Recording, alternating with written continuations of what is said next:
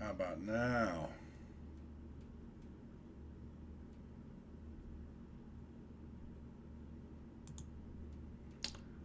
Okay. There we go. Man, that was tough. Okay. There we go. Man, that was tough. So there's lag. That's interesting. So let's see. Da da da da da.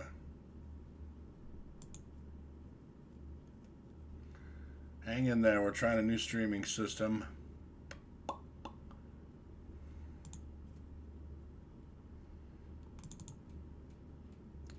It's going to be a rough going today. Not only has it been a long day, but I'm trying a new OBS software that will allow me to screen share live, which I've used before, but I use it so few and far between I forget how it works. So let's go back here.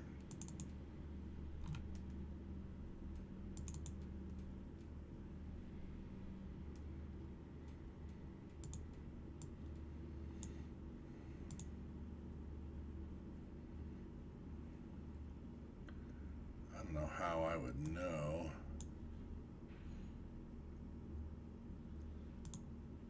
Oh, I lost it.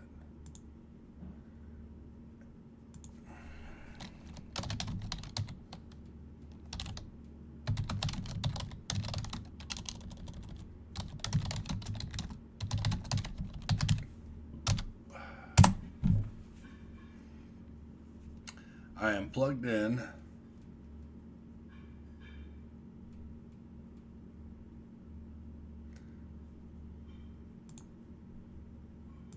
I just realized everybody is here to party. Greetings and welcome, fellow barium inimists, fluoroscopists, and cross-table lateralists. I am your host, and I am not a radiology technician. Nope, I'm a technologist, and I've been in this field long enough to know that just because you came into my emergency room at 2 a.m. with a chronic back pain times 6 years does not mean the X-ray should be stabbed. This is the Radiologic Technologist podcast for RadTechs by RadTechs. Thanks for listening. Hello and welcome to another episode of Q&A Saturday. I'm Ron Jones, your host with the Radiologic Technologist podcast. I always say podcast. It's a YouTube channel and blog. And I'm trying some new venues here, meaning I'm trying some OBS software that allows me to share my screen, my second screen, while I'm up in the corner. And we'll see how that goes, because there are different things that I want to share that I have not been able to in the past. And so if I could just get some confirmation that somebody can see me. You know what? I may have to just text somebody real quick.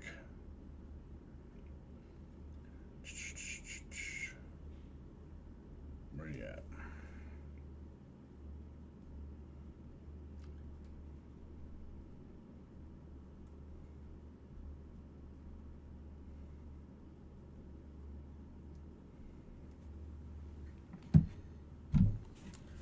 I got a live stream going. I've been in it 3 minutes 50 seconds. I got no comments, which makes me suspicious.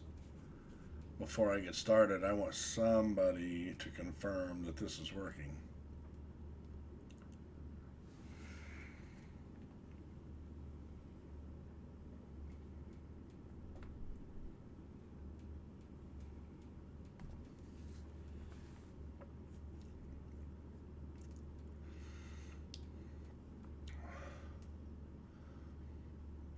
All right. Can you hear me?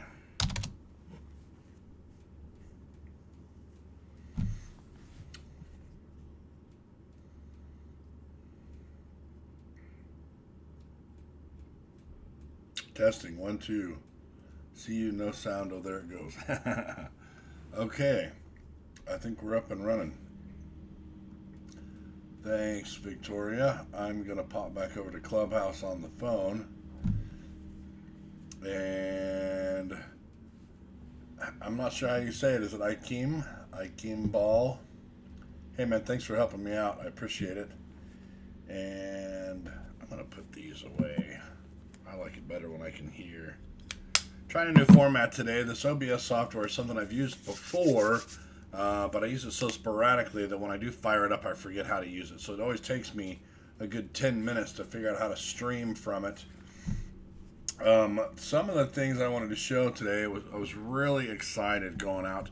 I had to do make a trip this morning to about an hour away, and on my way I had my phone on YouTube and saw some things that really excited me, and that is some YouTubers who are sharing their experience, and this is one of them. This is Sydney.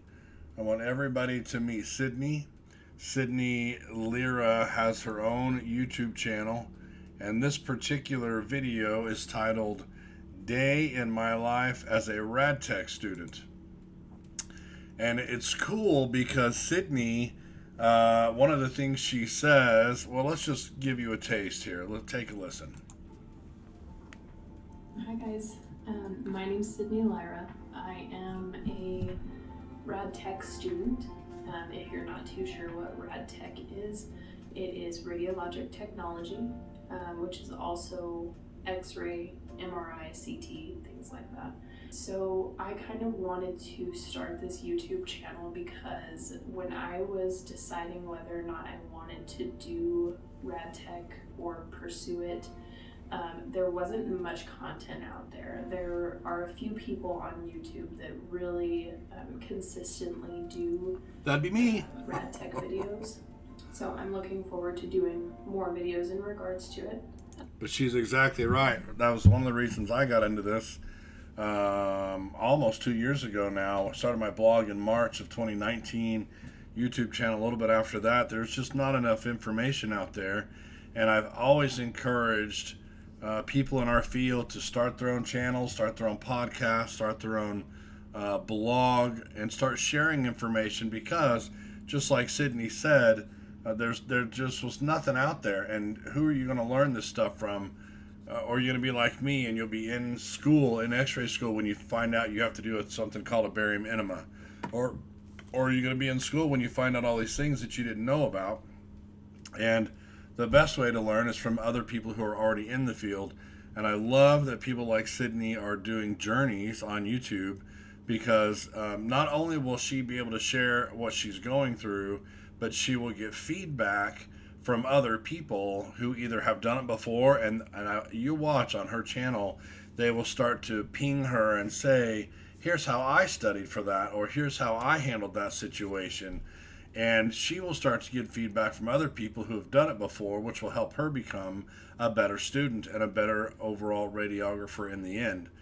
So it's a give and take when you're sharing your experiences like this.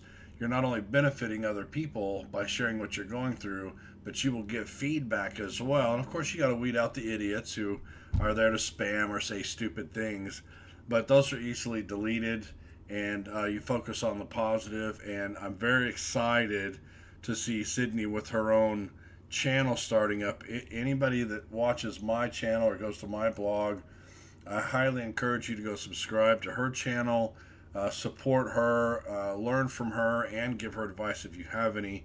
That's what this whole purpose is of these blogs and vlogs and all the stuff we do. I wanted to jump. She shows her day and the different things that she does, and I wanted to just jump to her studying habits because I was really impressed with her study habits. So let's pick up from there. She doesn't have her mic on very loud, so it's kind of hard to see her. Hear her, but let's try. It's about 17 pages. What I'm looking at for this week. So what I want you to notice there is she has color-coded all of her different subjects. That's something I highly recommend. I don't have one with me, but you've all seen those pins that have like 4 or 5 colors. You push down the little trigger and you change the color. Turn the pin a little bit, push the trigger, change the color. If you use one of those to take your notes with and color code your notes, see, the thing is, if she wrote all this stuff that you see on her screen in one color, it would look like, oh, I've got all this stuff I've got to do. I've got the workbook. I've got respiratory. I've got technical factors, COVID and radiography, clinical factors. And it can be overwhelming, if nothing else, subliminally. And by breaking it or chunking it into different colors, you can easily see, well, for the workbook, all I've got to do is page 83 to 100, and that's in chapter 4. And then when you're done with that, you see she's got the check boxes next to it. Then you can see the next thing is in green. There's only a couple things there. Then orange, and then purple or pink, whatever that is. But if you use those color code systems, it utilizes a system called chunking, where you take something that looks big and overwhelming and reduces it to something more manageable, which makes it easier for you to complete the tasks. So I'm really impressed with her work. And you can see on her left page, she's got her day scheduled out. She's got her stuff on the 25th, her 26th, the 27th. And I highly recommend, I really like these physical day timers. Some people like, you have a phone with a counter in it, and yes, you can keep your schedule in your phone.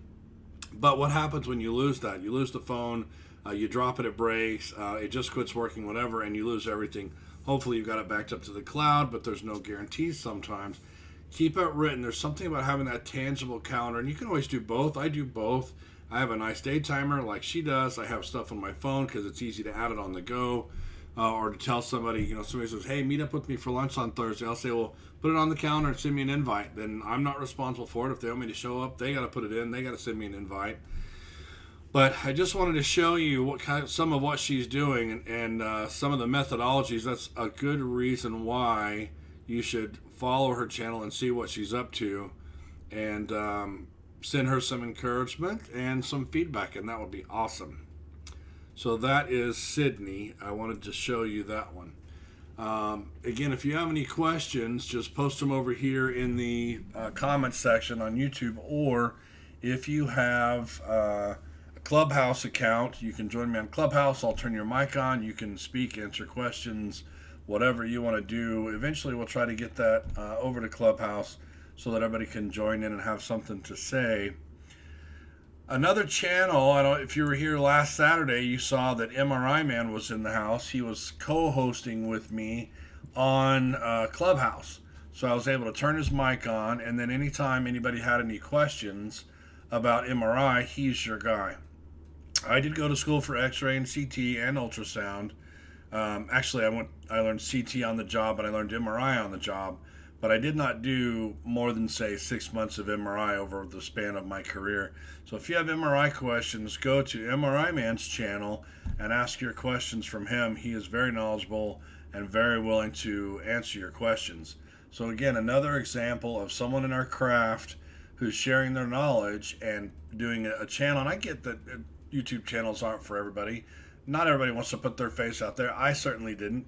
If you go back and look at the history on my channel, probably the first 10 or 15 videos I did were a computer generated video with a voiceover. Even started with computer voiceover because I didn't want to do the talking. So ultimately you just get used to it, and it's not a big deal. But if you have MRI questions, or even thinking about, you want to know the difference between X-ray and MRI, or what's the difference between ultrasound and MRI, go see MRI Man. He's very knowledgeable. That's his channel. In fact, what I can try to do is I'll take these things and I'll paste them into the comments section so you can easily access them. So this is, there's MRI Man's channel. Here is Sydney's channel. And then I came across another one, and I'll say hi to Zesty. I keep a running paper calendar as well to keep up. Yeah, there's just something about it. And I don't have mine here with me, but I've actually got a library of them. I buy these nice, they're fake leather, but they look like leather bound monthly day timers. And I've done it for about 15 years now, so I've kind of got this cool library going of all these day timers that look the same. And it's when you get into X-ray school, you're really going to need a sophisticated schedule management system. You cannot fly by the seat of your pants, as they say. You're going to have to schedule your study time, your family time, your personal time, your sleep, your clinicals. I mean, there's a lot of stuff to juggle when you're an X-ray. It's funny, the more time goes by and the more shows I see about doctors and the doctor shows and their residencies and whatnot, X-ray school reminds me a lot of that, because you basically go through a lot of the same things. You're learning something new. It's in the healthcare environment. Some people you work with are great. Some people suck. You got people telling you what to do that don't know what they're doing. You have patients that really need your help. A lot of these things, I'm still watching The Resident. I highly recommend The Resident if you haven't seen that series. And I can tell you, with the 20 plus years in healthcare that I have, there's a lot of things on The Resident that if you hadn't been in healthcare, you probably would go, oh, that never happens. Yeah, a lot of that does. A lot of when a doctor makes a mistake and tries to cover it up, or when admin wants to make up for some loss, they cut your staffing. There's all kinds of things on The Resident that I'm like, that actually happens. That actually happens. The doctor that can solve everything because he's brilliant doesn't happen, but it makes for a good show. So make sure you check out Sydney and MRI Man, and then this guy, Stephen Hack, did a really great job on explaining what we do as far as a career, and the outlook and the job forecast. I couldn't have said it better myself, except that I did already say this, and I've said it in several videos. But he has said it very well, very succinctly, and done a very nice video. And so I recommend you check that out if that's something that interests you. There's very little errors on his part. You would almost think he's in the field to understand it as well as he is, but there's some things he said that don't quite jive that help you understand that he's not a tech. He has a channel called Career Watch, and it's worth checking out if you're interested in the future of our craft and a little bit about what we do and what we go to school for and that kind of thing. So check out Stephen Hack's video. If you're still, if you're a tech already, it's not going to matter much, but if you're checking out the field, there's his channel. Zesty says class and clinic schedule, phone numbers, login. Oh yeah, all your login infos. Oh my gosh, how many different logins do we have at the hospital? It's ridiculous. If you print yours, cool. I can see upcoming tests and assignments and plan out studying. Also gauge how heavy my workload is. Yep, it's essential that you get some time management in there for sure. One other quick shout out that I'll do to our official sponsor, and that is Dr. Colin Ruff. He has written a book called Looking Within, and it's a fascinating book from the perspective of a radiologist and how he interacts with the patients and what being a radiologist has done in his own life as he's counseled patients and what he has seen in their studies. Let's see, this goes to, Looking Within, Understanding Ourselves Through Human Imaging. Super affordable. You can get it through the links on here on our Facebook group from Amazon. You can probably even get it on Kindle for next to nothing. It's not very often that one of our own writes a book, so here's a good opportunity to support a radiologist that's giving back to the community, and he's also a paid advertising or marketing member of our Facebook group. So of course I always need to drop a plug for the Facebook group because that's where most of us are talking. There's the link to that. Hey Darnell, I heard you got into a program, buddy. Congratulations. I'll be talking about that here in just a minute. So the Facebook group, for those of you that don't know, is it's called the Radiologic Technologist Group, and you don't have to be a tech to get in it, but you do have to answer a few questions to get in it. If you try to apply and don't answer the questions, I'll just deny it, because we get spammers who don't answer questions. We get people that don't speak English that don't answer the questions. We really only need people in this group that are either already in our field or they're interested in finding out about our field. We don't need spammers. We don't need vendors. We don't need people who can't even speak the language of what we're trying to say on here. So make sure if you do join that you answer the questions. It's not that hard. And this is, what are we up to? Almost 3,000 members now.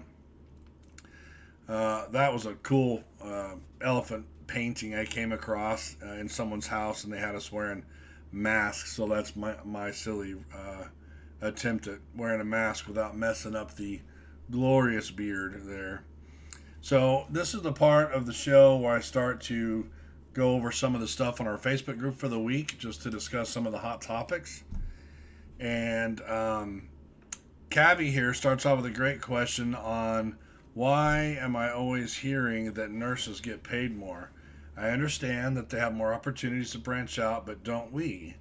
I'm asking because I'm a student and I really am interested in hearing experienced tech's opinion on this. I always thought we get paid around the same starting off. What is the actual pay difference in you all's area?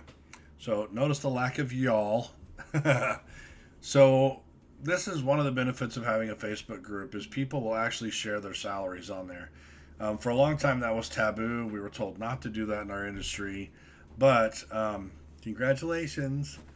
On the Facebook group, they'll just come right out and tell you. So don't be afraid to ask. But let's start at the beginning.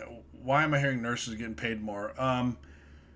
If you're seeing nurses get paid more, it's because you're in a place that's underpaying techs, which happens in a lot of places. You also may not know the experience behind the people who are applying. And if the nurse has 20 years experience and a tech has 5, there's a chance the nurse might get paid more based on experience. So you really, anytime you hear people talking about pay, you have to take it with a grain of salt because you don't know what's behind it. Maybe that nurse is working in NICU or ICU or somewhere that pays more than a standard nurse pay. It's like comparing MRI techs to Xray techs. There's different responsibilities. There's different levels of education. They may have a master's in nursing. Nurses now give you that. Nurses get paid for more degrees, where techs never have. I've never seen a tech that's working in the field who has an associate's and goes and earns their bachelor's and they get more money. Or they have a bachelor's and they go to get a master's. You typically don't see any kind of pay bumps for technologists. Now, nurses do. And I've seen it very common where nurses get extra stipends or extra pay for little certifications that they can get. And the only explanation I can give for that is that nurses have a huge lobby. They bind together really well, and they have a huge lobby group in Washington, and that's why you've got doctors of nurse practitioners now that can go hang their own shingle, meaning open their own clinic and not have to report to a doctor. It's because their lobbyist group is so strong that they have a huge say in Washington on the politicians. Rad techs have never been that united. It's part of our problem that's keeping our pay held back some, and why we get stepped on a lot on the job, because we don't have a big enough coalition to stand together and demand better treatment, demand higher pay, demand that we get paid for extra modalities or extra degrees. But the underlying comment would be from me that don't listen to what you hear about pay, because you never know what's going on behind the scenes. You said, I understand they have more opportunities to branch out, but don't we? Absolutely we do. We have more opportunities than they do. If you look at all the advanced modalities, there's a lot more opportunity for a rad tech than there is for a nurse. Now, if you want to say, well, a nurse can go to the ED or the ICU or the floor or the telemetry unit or the medical unit or the PICU or the NICU, but those are all basically nursing jobs. Some of them require more skill, like you typically don't see a new nursing grad hop right into the ER. Usually you have to have a couple years experience. Same with the ICU. You don't want to throw a new grad in there right off the bat. They need some experience. But job-wise, career-wise, we have a lot more in radiology because you can advance through all of our modalities and get more pay every time you advance. So that's my opinion on what's going on. We do typically start out the same pay. If they don't where you're at, it's just because the pay structure is a little screwed up. They should be starting out at about the same thing in most places. That post, I'll point out, has 21 comments. So another good engagement on that question. And here's Robert. Do I need any experience before applying to the Radiology program? I'm knocking out the prereqs right now. Also, how competitive are these programs usually? Only 4 comments so far, but that's pretty standard question. I'm not sure what kind of experience he's talking about, but obviously you can't get experience as an X-ray tech before you get into the X-ray tech program. So the only experience you could have is working somewhere in healthcare, like you could have been an EMT or a phlebotomist, like we talked about last Saturday. MRI Man and I were both phlebotomists for a long time before we got into X-ray, so that benefited us for prior experience because we already knew how to do venipuncture, and we already knew what some of the tests were, and had been exposed to different parts of the hospital working as phlebotomists. And then how competitive are the programs depends on where you're at. It depends if you're in a big city, if you're in a smaller town, all that weighs in. I enjoy these questions. This is a tech working in the field, Will Anderson, who said, I need help setting a technique for CR for an L-spine axial. And they were only doing an axial because they couldn't move the patient enough for a lateral. And you had 7 people chime in with different answers. And, of course, take them with a grain of salt, but somewhere in there is going to be a right answer for you. So I like this because people will be working. Maybe you have to go cover a clinic with equipment you've never worked before, and you're not quite sure how to do something. You could jump on the Facebook group and ask the question, and somebody out of these 3,000 people is going to chime in and say, here's where that button is, or here's how you adjust that technique, or here's how I would position that person.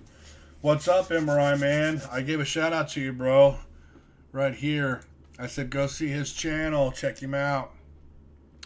But we're talking about we're already on to the Facebook group. If you can join me on Clubhouse, MRI Man, I'm in there. I'll be happy to turn your mic on for you, and you can chime in. There's Darnell, looky there. So guess who got accepted into the RadTech program? Woo woo. Congrats, 35 comments, 1,200 people. Congratulations, bro. So the fun's about to start, starting on Monday. That's a big deal. Time to start figuring out your schedule and writing it all down. What's everybody saying? See what we got. Bunch of congratulations. Good luck. Fan freaking tastic. Don't be afraid to ask questions. You know that. Find a tech, preferably one who loves to teach their students, not who uses them to do their grunt work. There's an experienced tech right there. Because you absolutely will get both. That's how I learned CT. My X-ray clinical was an X-ray CT tech, Captain James Shepard. And when we weren't doing X-rays, he was teaching me CTs because he didn't want to do them. This is I call it my poor man's root beer float. It's diet root beer and heavy cream. It's my poor man's root beer float. So, everybody just chiming in. So Darnell's there. He's going to be welcomed into the fold, Grasshopper. MRI Man, the name of the room is Radiology Live. That's the start of it anyway, if you need to search for it. I'm getting poor connection on my side for some reason, but it's got 4 bars, so it says we're still running. Here's Ali, and this is another common question, and I'm glad this is on here because I want you guys to know whenever you get these assignments, reach out and ask for help. So he has the request to write an annotated bibliography and says, hit me up with some topics. Of course, it has to be radiology. I think we did one of these, or maybe I just made a video. I think I made a video not too long ago. Within the past week, somebody had asked this, and I went through a bunch of my files, and I found where we did X-ray images of all of the equipment used up in the OR, all the sutures, all the gauze, all the towels, all the needles, all that stuff, and we placed them in a nice order on the plates, and we took X-rays of them, and then we went back and labeled them all, and then we were able to share that with the OR so they knew what different things looked like. So if we go up and do a flat plate looking for a sponge count or something, now we can say, okay, the film's ready, and then up in the OR they'll look at it and they'll have our cheat sheet, so to speak, next to them. They can say, well, let's see, it's curved and it looks like that. Oh, that's the number 5 French whatever. And so now we have 3 14 by 17 sheets of all the things they use x-rayed, both wet and dry, or like towels crumpled up and wet or straight and flat, so they can see what they look like in different positions. And our radiologists liked it, our techs liked it, the OR and the surgeons liked it. So that was a great quality project. I don't know exactly what Ollie means by an annotated bibliography, but anytime you guys have requests for papers and you need help coming up with topics, you get a ton of ideas on here. There's my interview of the mobile x-ray tech who does the x-rays in Hollywood. Miss Trish travels around in a van, and the story, so she's on a podcast on my blog you can go listen to, and it's when you have time for an hour on your way somewhere, I'll bring it up real quick and give you the link to it. But under media, the media tab on my blog, if you scroll down and go to the podcast, and then go to X-rays of the rich and famous, I'll grab that link and you can go there and listen to it. She talks about doing x-rays at the poolside and all kinds of craziness over there. And people are asking what kind of jobs can you get into an x-ray. You don't have to work in a clinic or a hospital. You can be a mobile x-ray tech too. They make big money and get to drive around half the time. So here's another good use of the group. Somebody's got books they've got to buy coming up, so they posted them on here. And oftentimes you'll see people say, I've got that book, I'll send it to you. You know, pay me $5 or $10 or pay for shipping or whatever. So if you have books, keep them, because you'll find people looking for them, and you can maybe get a few bucks for them. Or if you need some, post your needs on here. So here's Nita saying, I have the Bouchon physics and the protection. So there's a lot of them right there. And then one of the few things I allow on here as far as advertising goes is the Headhunters, because I want you guys to see what jobs are available out there and be able to see. You can reach out to them. Like this one says how much it's making, $2,000 a week gross, so $52 an hour to be an X-ray tech in Washington D.C. It's a 13-week contract, starts March 15th. So maybe you need a break where you're at. Maybe you're in between jobs. Maybe you're already a traveler, or maybe you're getting ready to graduate. Well, this is kind of in the middle of the semester, but do they take new grads? Not usually, but again, it's up to how good are you? How proficient did you become in your clinical rotation? How confident are you? Are you able to work with people? Are you able to figure out equipment?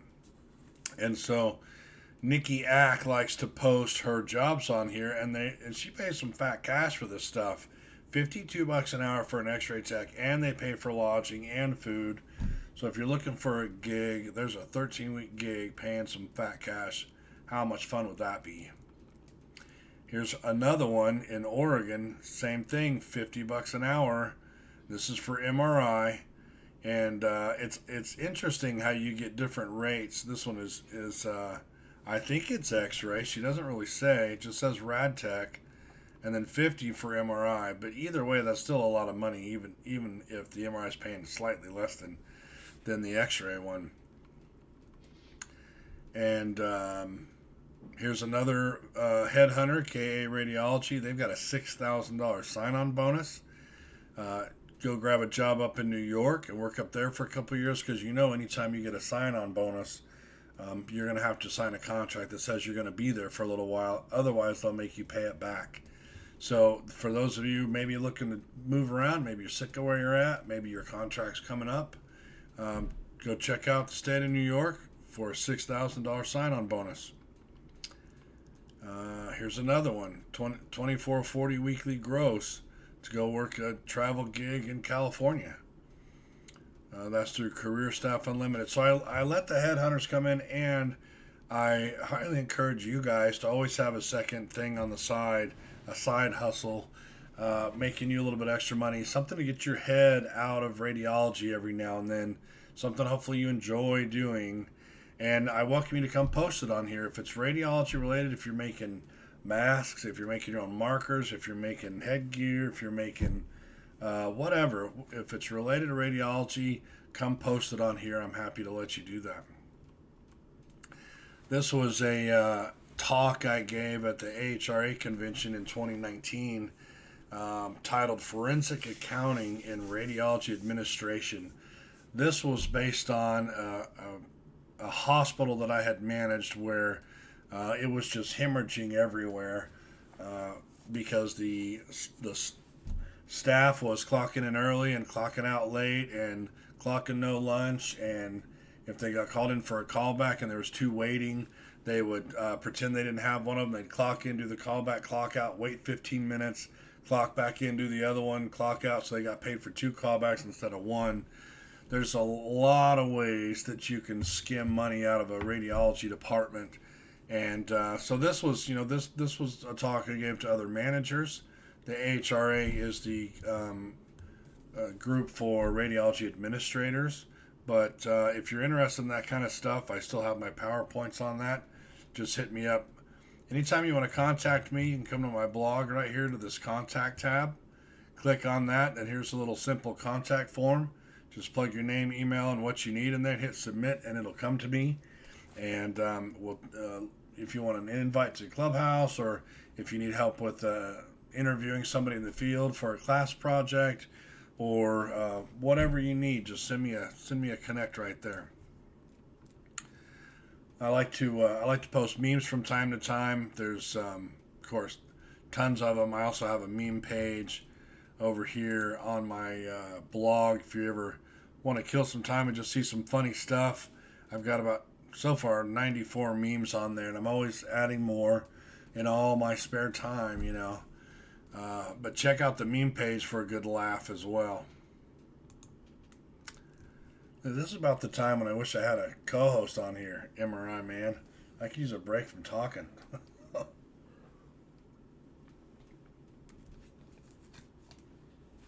And again, any of you that want to join in, all you got to do is get on Clubhouse and jump in the room. Only downside is you have to have an iPhone. It doesn't support Android yet. But here's somebody looking for more help. They're in Kylene, Texas, looking for a mammo tech. Here's another good example of great use of the blog. Has anyone attended the Fayetteville Technical Community College for the Xray program? I'm so confused with their curriculum. Can somebody help me with that? Now, the only problem here is when you get specific like that, we're not quite large enough to guarantee somebody from there, but she did find somebody. Yulani said, I'm in the program, DM me. But I said, before that, I said, post the curriculum and just ask the questions, because I don't think there's really any reason to keep it a secret. A curriculum is public knowledge. If you have a problem with your curriculum, post it and let's talk about it. I think people from outside of that technical community college probably could have answered the question, but as long as she got it covered. Anyone in East Bay, California and went to Gurnick Academy, I have some questions. So there's another one. That one got 11 comments, so that's pretty cool. People answering that. Do you guys think there's more opportunity for growth in an outpatient setting or a hospital? That got 25 comments. I think the clear answer there is a hospital. There's not a lot of growth opportunity in a clinic. It is what it is. You may be able to learn advanced modalities, but there's a pitfall to that. It's kind of a trap, if you will. And I gave my example in the comments here. I said, it's rare to see advancement in a clinic, but there are clinics where everyone is cross-trained on everything, and that seems awesome at first. Your pay goes up, hopefully, as you learn new modalities, but before long, everyone is expected to do every modality. Then someone quits, gets injured, becomes a new mom or whatever, and the boss thinks, I'll replace that person with another multimodality tech. Because the boss falsely thinks that multimodality techs are everywhere because they have a handful of them. But in reality, multimodalities are hard to come by, and therefore the staff that's still working has to handle the extra load while the boss waits forever to find another needle in the haystack. So buyer beware. And that's something that actually someone else further down, Ann Raybon there, she's in that situation right now. Somebody quit or whatever, and now the boss is trying to hold out until they find a quad modality tech. And you're not going to find it's so rare. So they're all pulling double duty trying to keep up. So anyway, there's the blog. You know all about it. I'm trying to keep up with the membership requests. It's growing pretty quickly, so 3 or 4 times a week I try and jump in there and accept everybody. And then if I found that if I get the spammers, one thing I do is I if you guys notify me about it, that's a big help. But one thing you can do, this won't let me click on stuff when it's on camera for some reason, but I click on the spammers and I say require approval to post. And then I delete their post. So they think they can still post and they keep posting when in fact it's not going through. It's being held like this Ahmed guy constantly posting stuff. I don't want people just constantly trying to get everyone to go to somebody else's YouTube channel or somebody else's med space. We're not coming here together for somebody to come along and try to mooch off of our group. If they want our attention, they can pay for a membership, an advertising membership. So, nothing new on the blog recently because I've just been focusing on these live Q&As. If you're ever looking for a certain topic, you can use this search bar right here and you can see that these are the most common things that are searched for. The super common question, what's the best shoes for X-ray? What can I do for Rad Tech Week? What are some good interview questions? Are we supposed to shield our patients or not? And tell me about burnout and what I can do to prevent it. Those are the common searches for the articles. And here's the top articles. This is still my favorite interview that was given for our profession. If you haven't seen that, go check that out. And then another common post is the 7 dangers of being a rad tech. And that's usually a good conversation as well.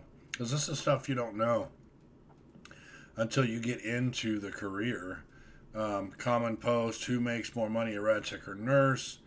And then when Corona was going off pretty big, nobody knew which Santa Claus to use. So I actually contacted the company and started asking them because they didn't even have a post on. You know, you can't use some of those cleaners on like ultrasound probes, for example, because it starts to deteriorate. But let's do that 7 dangers real quick. So here they are in a summary right at the top, table of contents. There's exposure to airborne and bloodborne pathogens. That would seem pretty obvious if you're working in a healthcare environment, but not everybody's aware just how often we're exposed. Potential for needle sticks when you're doing procedures like an IR or IV insertions in just about any modality. The emotional trauma from seeing results of really bad accidents or child abuse or spousal abuse. Being physically attacked by the deranged or drunk patients, which happens more than you'd like to know. Long-term physical injury from standard job duties is another issue that we face. Depending on the modality that you go into, you know, ultrasound, there's a lot of wrist injuries because you're pinching the probe and you're twisting and turning, trying to get, you know, reach across to do that left kidney and all kinds of stuff. X-ray, it's usually lower back, can be upper back, can be hamstrings, depending on how you're pulling patients up the table. Excessive radiation exposure from equipment not up to standard. So I threw that in there because a long time ago I worked in a facility where the physicist came out to inspect our equipment, and we have our dosimeter badges, and he taped one to the glass window that was between my control room and my CT scanner. And I did a lot of CTs over my career. And I kind of chuckled when he stuck one on the window because we're still a good, 10 feet away from the scanner. Plus, it's a lead glass. Well, that damn thing came back with a reading of some scattered radiation. And I was shocked. I had no idea that any of it was even coming that far. And so we can have excessive radiation exposure from equipment that's not up to standard. So you need to make sure you're wearing lead when you're supposed to. The big movement is to stop shielding our patients, but us as the employees should always shield when we need to shield because we're around it all the time. And then number 7, being sued by patients for medical malpractice. You don't see it that often, but it does happen. I was a medical consultant on a case. I won't say what state, but I was contacted by an attorney, and he asked me to give a statement about a seizure patient that was taken in through the ED and put on a CT table, and they were scanned, and then they were left alone, and they had another seizure on the table and fell off and actually fractured some bones. And so that tech was in some hot water for not strapping the patient down and leaving their side. And so you can be sued for medical malpractice depending on what it is you get caught doing. So those are the top articles over there. But again, there's over 200 articles on here. I have all these resource and study guides for you. I spent probably 6 months going through all these X-ray film and blanking out the answers, putting numbers so you could quiz yourself. So, for example, let's just look at the skull. You can do this right from your phone too, is how I made it. So it's super convenient on your phone. So you just scroll down, you look at the skull, you ask yourself, what are these different things that have numbers? And then you scroll a little bit farther down, and there's your answers. And then you just keep doing that. And it just keeps going over all the films. So I have it set up where you can go back and do any of the stuff on here. And there's even anatomic positions and planes. And if I miss anything, let me know. I haven't heard that I am. I'm pretty sure I got everything. And then besides these X-ray for anatomy, I also have quizzes, classroom quizzes. And these have actually been updated. I need to change this graphic because there is physics and radiation safety. So they're all right here. I have the full California fluoroscopy state board exam there, but you don't need to take that anymore if you were licensed by the ART after 2011. But there's 4 quizzes on radiographic pathology, 5 on positioning 1, 2 on positioning 2. Sectional anatomy, there's 6 of those. Patient care and physics. And the thing about these questions are a lot of this stuff doesn't change. A lot of the physics doesn't change, or anatomy doesn't change, or patient care doesn't change. So a lot of these are still just as pertinent now as they were 10 years ago. And happy to share those with you as well. And then under that resource study guide tab, if I can click on it there, I also have my opinion on some gear. I've got an article on how to pass your exam. I haven't quite finished this article for the best rad tech schools. I'm not quite sure how I want to approach that. There's a lot of different ways you could look at that. And then how to get accepted into the school. So that's under the resources. I've already talked about the memes. The media actually has the podcast, and I had a newsletter going for a little while, but there just wasn't a lot of requests for that weekly newsletter. If it interests you, send me a message through the contact form, and if enough people are interested in a weekly newsletter like that, I can do that. But I don't want to spend any time on things that aren't helpful to you guys. So the YouTube channel you know about, the newsletter now you know about, and the podcast only has 2 podcasts on it right now. Those are the most time intensive out of everything because you got to edit the crap out of it. And the interviews are an hour long, so it takes a couple days to put one of those together. But the other interesting podcast that's on there is To Shield or Not to Shield. And that's where I interviewed Dr. Rebecca Marsh. She's actually the one that started the whole thing. She's the physicist that said, why are we even shielding anymore? This is ridiculous. And she started the whole movement. So I interviewed her for an hour on there, so that's really cool. If you're looking for a particular article, sometimes the easiest way to find it is through the sitemap, because I just went through and I listed all the articles by title. So much like if you use the search bar, you could type in injuries, or you can come to this page and do the old Control F and open up a window and type in the word injuries, and then it's on there 4 times. Here's common injuries for rad tech. What are the common injuries? And top 10 common injuries, and I think I did a video on it too. So the sitemap, I think I have the videos. Yeah, I've even got up to so many I stopped after a while, but that's handy. Contact form you know about. Career options, I'm kind of pending on that. I did a video about all the different things you can do as a rad tech, and that's what I meant by career options. But now I'm starting to think about maybe putting a job board on there for you guys, so you have a good solid place to come for job boards, but that's kind of up in the air. And then, of course, if you wanted to verify any of my stuff, here's my LinkedIn profile and my resume, 3 lectures that I've given, one on the forensic accounting, which we talked about earlier, leadership standard work, and then rad tech burnout is another very common lecture that I give. How to contact me, the LinkedIn group we run, the Facebook group, the YouTube channel, and then I've got Pinterest, Twitter, and Instagram, which honestly I don't use very often. It's just too much to keep track of. And then people who have linked to me. Carestream has linked to my articles several times, read it hundreds of times, Quora answers, that kind of stuff.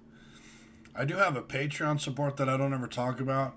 If this stuff is helpful enough to you that you say, God, I really like to give something back or whatever, that's what the Patreon's there for. There's only 2 memberships on there. One is for the advertisers, and it's only $15 a month. But the other one is just a Patreon supporter. It's just a $5 monthly thing. I don't push it because I'm not that concerned about it, but if you wanted to, there it is. And so let's see what we've got going on. Comment section. Akeem's telling Darnell you'll be fine in the program, working well full-time at the hospital in New Jersey. Flexible hours. Cool. Comment section isn't taking off quite as much as usual. We're on 52 minutes now, so I've been talking the whole time. If you guys have any questions, post them in the comment section. The only other thing that I usually go over when I'm on here is the latest Ant Mini articles. So I always recommend you guys check out Ant Mini on a daily basis. I usually get up in the morning, turn my phone on, see what's going on Ant Mini and some of the other radiology sites, see if there's anything really groundbreaking. I didn't see anything really today that was obviously COVID-19 takes toll on the well-being of radiology staff. I mean, you know how these news places are. Sometimes they just write stuff that are like, yeah, no kidding, we know that already. Abbreviated, CT guided, new diagnosis codes, that's nothing new. Top healthcare trends on display. So the RSNA is a huge thing every year that we all love to go to in Chicago, but because of COVID, they did it all virtual, and it's just not the same thing. So I always encourage everybody to try to go to the RSNA in Chicago, take a week off, go down there. Everything you can imagine is there. They bring full-on MRI scanners, full-on CT scanners, IR suites. It's like 4 floors of a giant convention hall, and everything new and coming to market is there.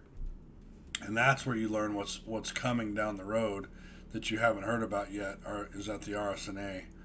So I'll try and keep it another 6 minutes.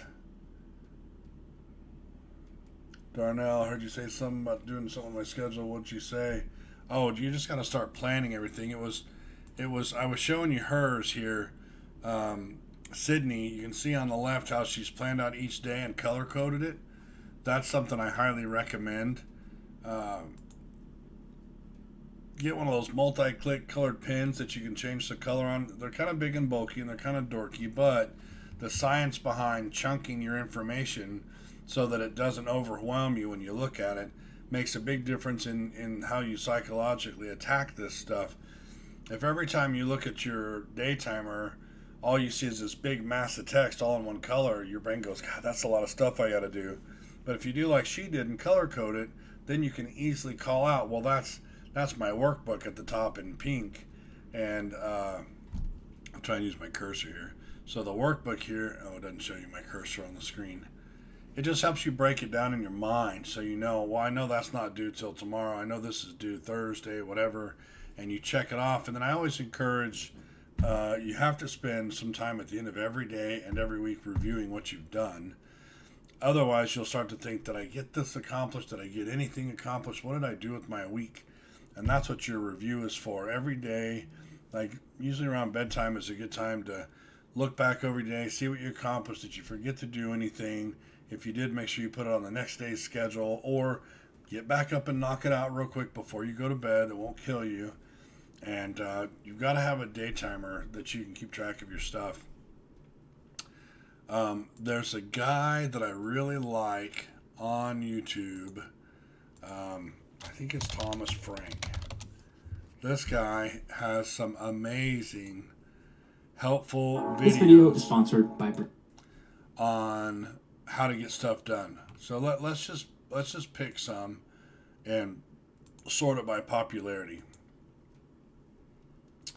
So he shows you different techniques that show you how to learn things easier and faster.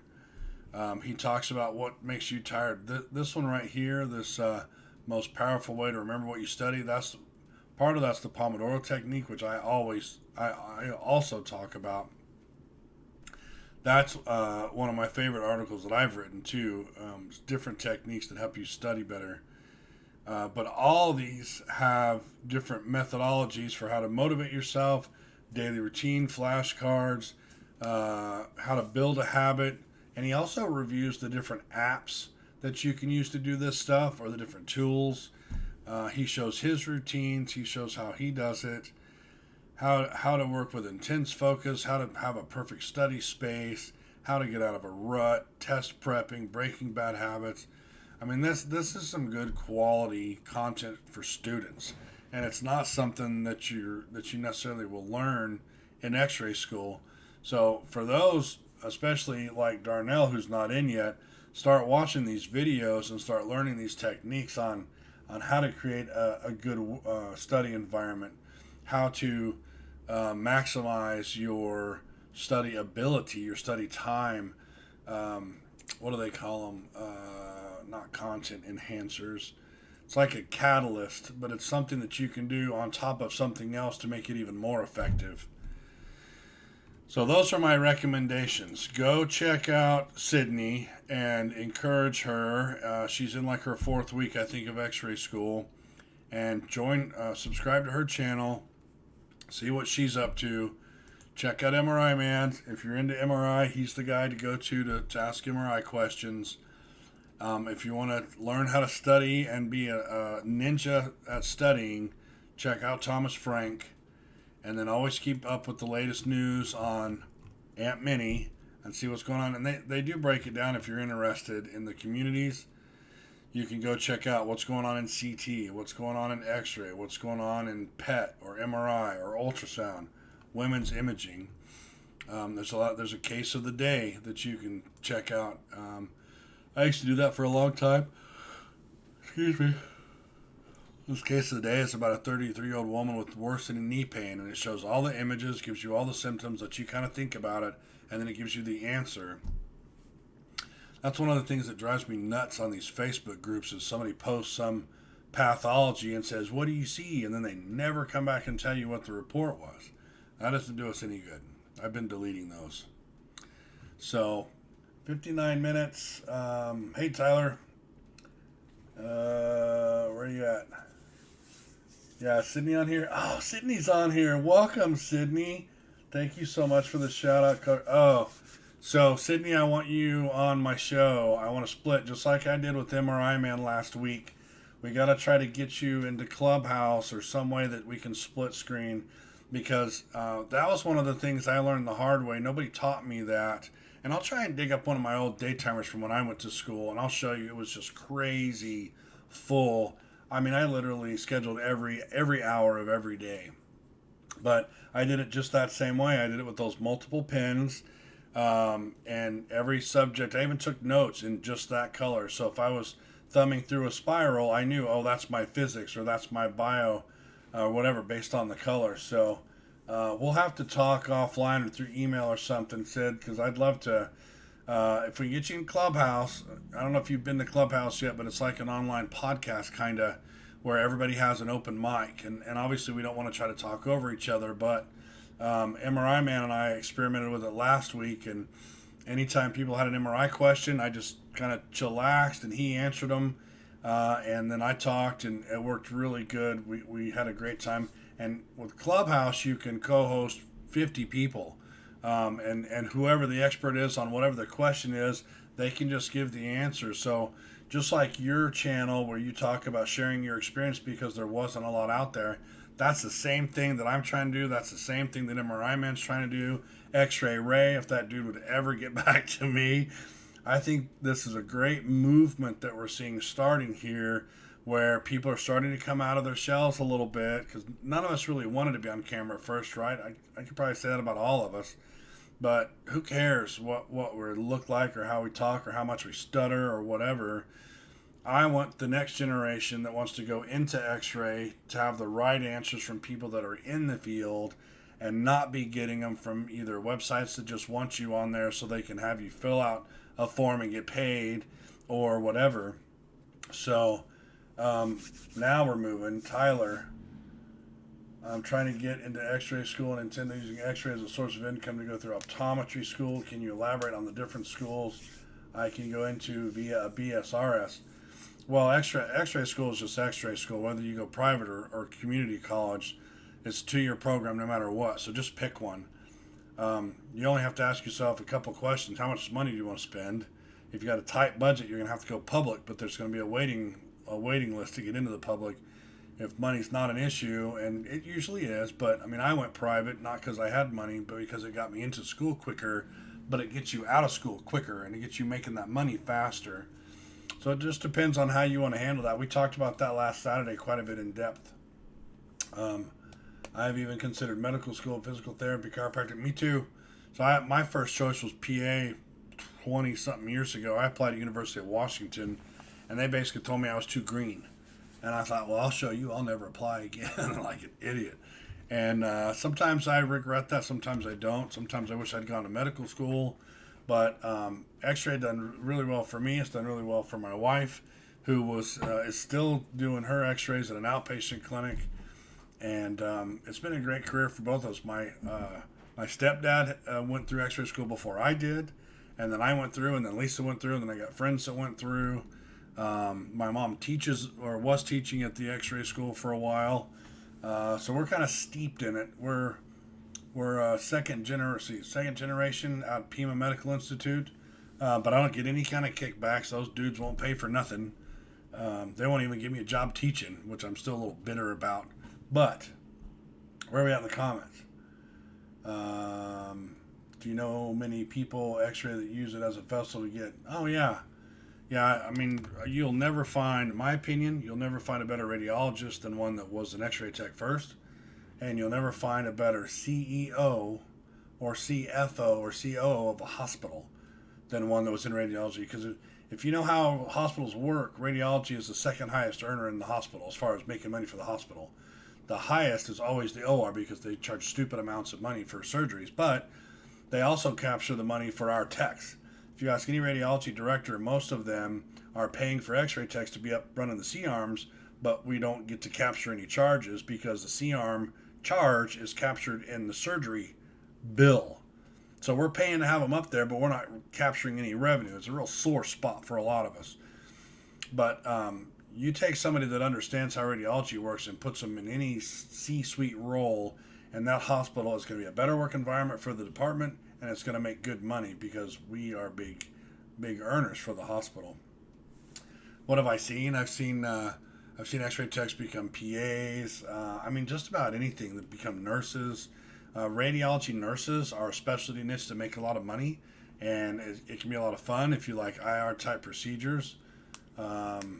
Yeah, I mean, really, the sky's the limit. I'm in a doctorate program right now, and I got into it with my MSRS, right? My Master of Science in Radiologic Science. So anybody that tells you that, a BSRS isn't going to get you anywhere, or an MSRS isn't going to get you anywhere, you got me into a doctorate program. I got one semester left after this one, and I'll be Dr. Jones. So there you go, Tyler. Any more questions, hit me up or use my contact form on my blog. Lonnie's with us. What's up, Lonnie? How often do rad techs work with surgeons? Every day, man. Every day. Who do you think runs the C-arm for them? Who runs the O-arm for them if they're spine surgeons? They need the O-arm I had took 2 to 3 techs to run it, because you got somebody running the O-arm itself and then somebody else running either the camera. So the O-arm is the part that goes around the patient, but there's also a camera that you position on the patient that kind of zeroes in the targeting, and then you got somebody that could be over there running the software. So it just depends on how your system's set up. But all 3 of those are techs. I had to fly 2 techs to Colorado to learn how to use the O-arm. Then there's the C-arm in every surgical suite. So you got to have a tech running that. And any X-ray tech worth their weight in salt will tell you that they will absolutely bark at any nurses or doctors that touch our equipment. Those guys think they can move our stuff around and take pictures because they're tired of waiting for us to get up there. No, that is against hospital policy. You have to have a license in radiography to operate a C-arm. Anything over 100 millisieverts usually. So that means the mini C-arms that the little orthodox use, anybody can use those because they don't put out enough. But standard C-arms, now don't get me wrong, doctors can do fluoro because they're doctors. Doctors can do anything. But they don't know what they're doing. They don't know how to save their images. They don't know how to wiggle, waggle, or hit the R's or do anything. So just try to be there for them and let them know that they need to, let us do our jobs. So that's that. MRI Man, I'm doing a live video tomorrow at 10. I'm going to invite you later. Cool. Right on, man. Let's do that. If I'm available. Yep, I'll check my schedule. Walnut. Lonnie Walnut. Yep. Shout out to MRI Man's channel. Tyler, can I get into optometry or medical school with a Bachelor of Science? Yes. I've seen you ask that question before. The final answer to that question is you have to contact the medical school and ask them. But there's nothing wrong with a BSRS or an MSRS. It just depends on where you get them. I mean, there's this thing out there where if you get a degree at a private school, sometimes those private, because they're governed by a different organization than the public school system is. So sometimes your private classes don't transfer to public and you have to repeat them. So depending on where your BSRS came from, that's the only issue that I can see for you. Like when I went to Pima Medical Institute, it's a private school. Then I went to Gateway Community College for ultrasound. Some of my private school classes didn't transfer to public because they're governed by 2 different systems. That may have changed over time. I think that was a stupid problem. But nonetheless, it was a problem back then. And you'll still hear some people talking about that online. Be careful going to private because your stuff may not transfer. So just call the medical schools of interest and ask them, if I get a BSRS from here, are my class, my credits going to transfer? Darnell, so think back to when you first got into school. What were your last 2 days like before you started? Oh, gosh, I don't know. I don't think I thought much about it. I had already gone to a phlebotomy program at Pima, so I'd already been there. I already knew the school. I knew some of the teachers. I'd been, to Arizona State. I've been to a couple of community colleges. So the only thing, if you're thinking about how do I prepare, it's get your bag ready with all your books in it. I learned from university, as in where I got my bachelor's degree. Don't buy your books before class starts, because half the time the teachers will, in the first day of class, they'll say, yeah, the syllabus says we're going to use this book, but we're not. I don't like it. I like this other book. Well, great. I just bought that one for $200 from the bookstore. If you can, wait to buy your books till day 2 or 3 of class and make sure they still want you to use them, because half the time they don't even want you to use them. Make sure you got a bag to carry everything. Make sure that you keep food and drink with you. Make sure you have I like beef jerky and peanuts or cashews, something that didn't take up a lot of space. I didn't have to worry about it rotting, and I could leave it in my bag all week if I wanted to. That way, you've always got that snack with you. Because if you're in class all day, and all of a sudden you start getting real hungry because you didn't have breakfast, it's going to start taking your mind off of what you're there for. And as soon as you start not paying attention to the lecture, then you start to kind of get behind on your note taking and your studying, and then everything starts to get more difficult. So always take snacks, always take drinks. Take your bag full of your supplies. Make sure you got pens, calculator, whatever. The multicolored pen we've been talking about. Just anything you need to plan on just being there for the day and think of what you might need. Take a wall plug for your phone, a charger for your phone, maybe a couple batteries that you can plug your phone in case you can't. Maybe you sit in the middle of the classroom and you can't get to the wall charger. Always take extra batteries. I got a bunch of these that I use. I got some bigger. I've actually got one that I really like. Where's that guy at? I recommend this guy on Amazon because, check this out.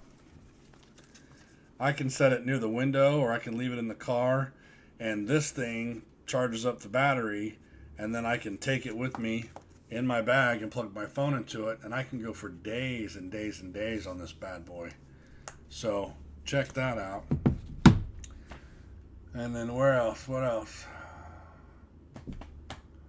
Darnell. Oh, Sydney, yeah. I sent you an email. Oh, thanks, Sydney. I'll check my email. No amount of preparation. It's too much. Yeah. It's a whole nother world. They usually make you wear their uniforms, which are usually a little, kind of dorky or whatever, with your little patch or whatever they make you wear. Hopefully they don't make you wear white uniforms. That was the worst. But, just keep your eyes open, keep your ears open, pay attention, keep a low profile, watch what the teacher says. You'll have to start learning how they teach. Some teachers, give you everything in a lecture and that's what's on your test. Other teachers will just talk to you and what you're tested on comes out of the book. So I always recommend taking the best notes you can, even do a recorder if they let you.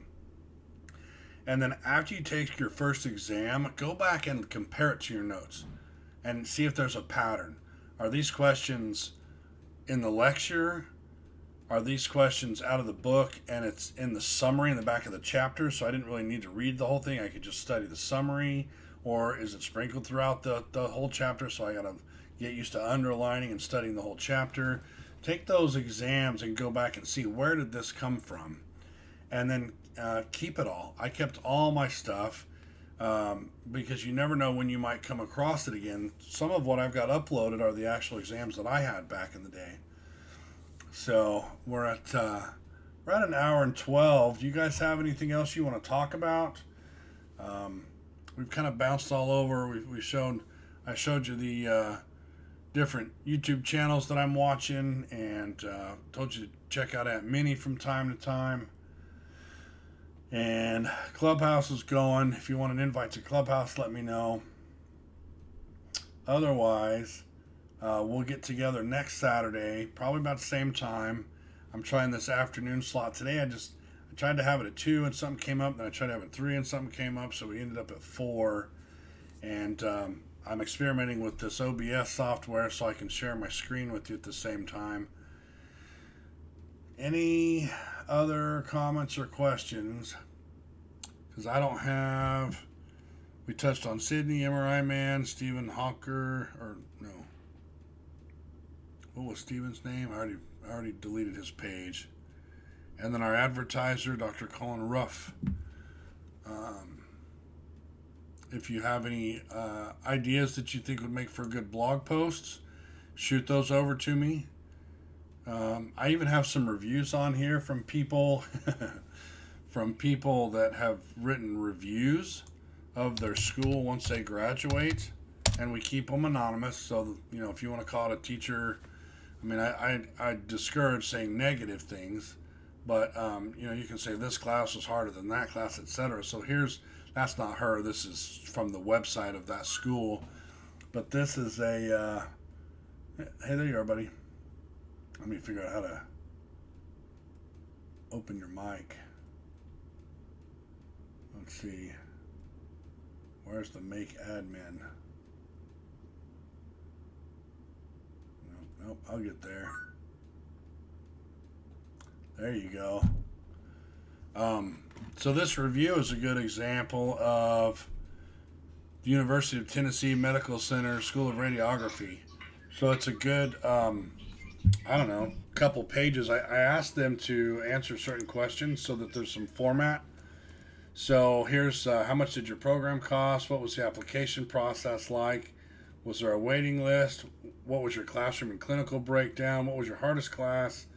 What was the hardest part about clinical rotations? Why did you even go into this? Were there other programs nearby? Did you work while you were going to school? Did you have equipment at the school to practice on? What do you wish the school would have had for better study aids, if any?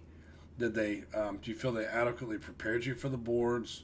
Were you allowed to shadow in advanced modalities at any point? And then give 3 tips for passing the ART. Your advice for someone interested in Xray, and if you had to start all over, would you still choose Xray? I always encourage you guys in school, when you get out, if you want to do something like this to help, future students, I encourage that. And MRI Man has joined me on Clubhouse. You on there?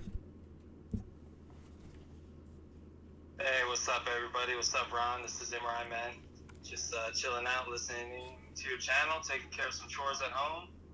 And it's awesome that you're continuing to do these lives every week. Very helpful.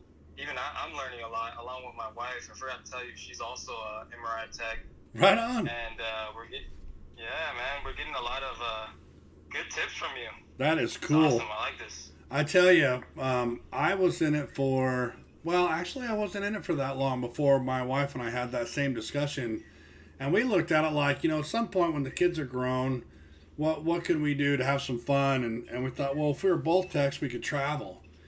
And, I was in ultrasound, she's in X-ray, and we could travel around doing because you probably couldn't both do X-ray at the same place. They usually only want one tech in each modality. But I went through in, I think, 03 to 05, and she got in, I think, in around 2010 or something. Maybe she was 8 to 10. So there was a couple years there where she was out. She was actually a Starbucks barista there for a few years. But she's been doing X-ray since about 2010, and she still loves it. But it gives you a lot to talk about, too. Sometimes you come home and you want to vent about a crappy patient or a crappy something that happened with a machine or a trauma that you saw or whatever. It's not always easy to explain what we do to somebody outside of X-ray, but when your spouse does the same thing, you totally get it. Sometimes we even, have little inside giggles about stuff that only we pick up on. Like for watching a movie and they got an X-ray flipped. We'll both start giggling, and maybe not everybody would catch that kind of stuff, but that's cool that you and your wife both do MRI. Did you go through at the same time? I ended up going to school first, and I have two kids, 2 boys, 9 and 7, and I just hopped into school first, and she was working as we were prior to MRI, we both did phlebotomy. I met her at Target, over 10 years ago. And she was talking about going to school first. She was like, I'm going to do this phlebotomy and medical assistant thing. And I was, we were just working at Target. I wasn't doing anything, so I kind of went along with her to check out the school. And for some reason, it seemed really interesting to me. And so she kind of motivated me to get into school. So we both did medical assistant and phlebotomy together. And both got into that. Right on. But so we were doing the phlebotomy. Yeah, she ended up working at a hospital as a phlebotomist for a couple years, and I was working at a plasma donation center for 5 years, and that place is very interesting. Had a lot of fun there, and through the mix of things, I had another kid on the way, and that's when I was like, I have to go back to school and start making some extra money, and kind of just hanging around other people in the medical field. I had a friend that, you know, who was a MRI tech, so he kind of got me motivated to go in for that. It was either going to be X-ray or straight to MRI. I decided to go with MRI just because it, like I was telling you last time, it just worked with my schedule. And, you know, I was living in SoCal and got out of school, ended up picking up like a staffing job, like a per diem kind of thing. And, you know, it was okay, but then like I kept putting my resume out there, and then I had a recruiter call me, and it was for a job like 3 hours away. So we ended up moving from SoCal to like the Central Coast, California, and you know, started working. Then my wife wanted to get into ultrasound, but there wasn't really any schools around. And then the community college, which was the closest one, was like Santa Barbara, and the waiting list was like forever. And then she's like, you know what, I'm gonna drive back down to Van Nuys to LA, which is like, it's kind of far, man. It's like a 3.5 hour drive. She had to do once a week, but you know, we have family down there, so we just kind of make it a trip. And she did that, man. And now we're both techs, and we actually work for the same company. We don't always work together, but the company we work for has like 3 different outpatient centers. We've been doing that, and we're actually thinking about relocating. Not sure where, but probably most likely just gonna stay in California. So did she ever end up going to ultrasound school or no? No, she did not. But after, you know, we were listening to you talk about ultrasound and how you do so many different things, she was kind of like motivated and interested in going back to school for ultrasound, just because of the, like you were talking about, you know, just the interest in the medical field and learning. And, yeah. You know, not so much about the money so much. I mean, yeah, ultrasound, depending what you do, you can make more money, but, you know, more for like the love of it, you know, the love of the game, or Yeah. so to say. We should totally talk about that next Saturday, because I love ultrasound. It is so cool, and it's kind of hard to explain, but the level of respect that you get from the radiologist, it goes up for some reason. When you learn ultrasound and start doing ultrasounds, it's like the radiologist, it's almost like you're at the same level, and they show you more respect and have they have questions about your study, kind of like, I need an answer to this. What do you think? What did you see? It's weird because, you know, you bust your butt 2 years for X-ray school and you learn CT, and they show you some respect for that stuff, but it's a whole different level when you're in ultrasound.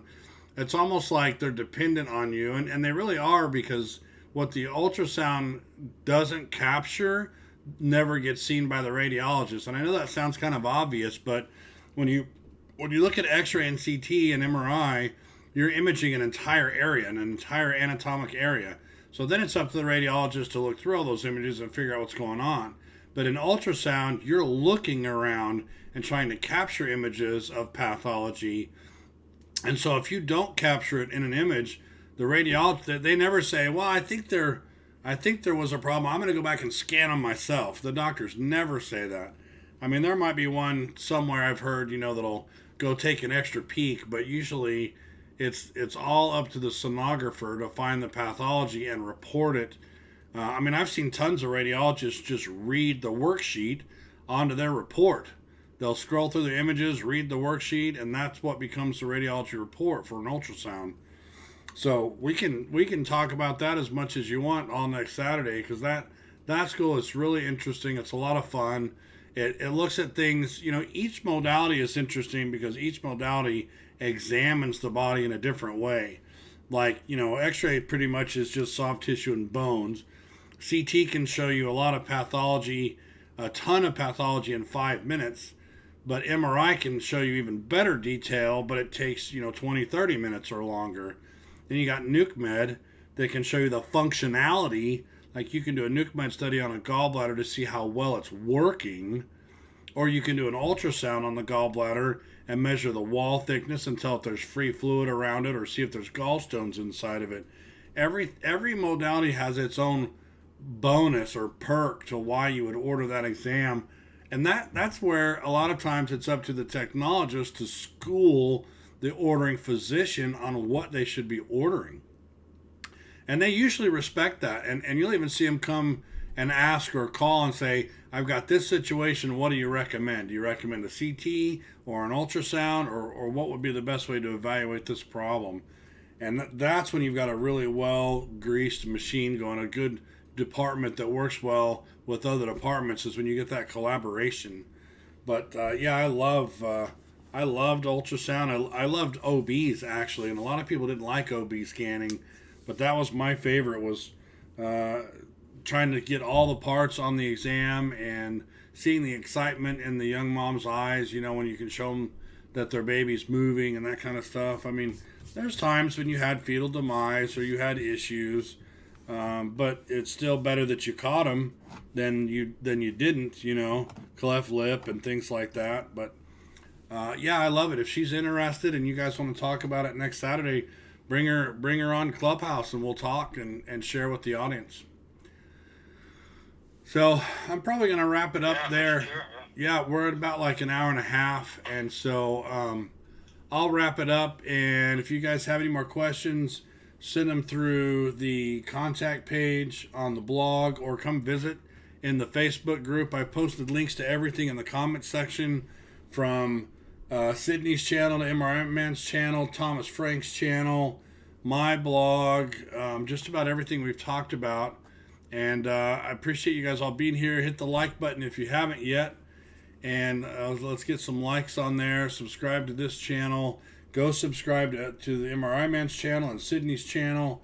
And check out Thomas Frank. I mean, Thomas Frank's pretty much a celebrity by this point. That guy's an influencer in a big way now. But he's got good stuff that helps you study.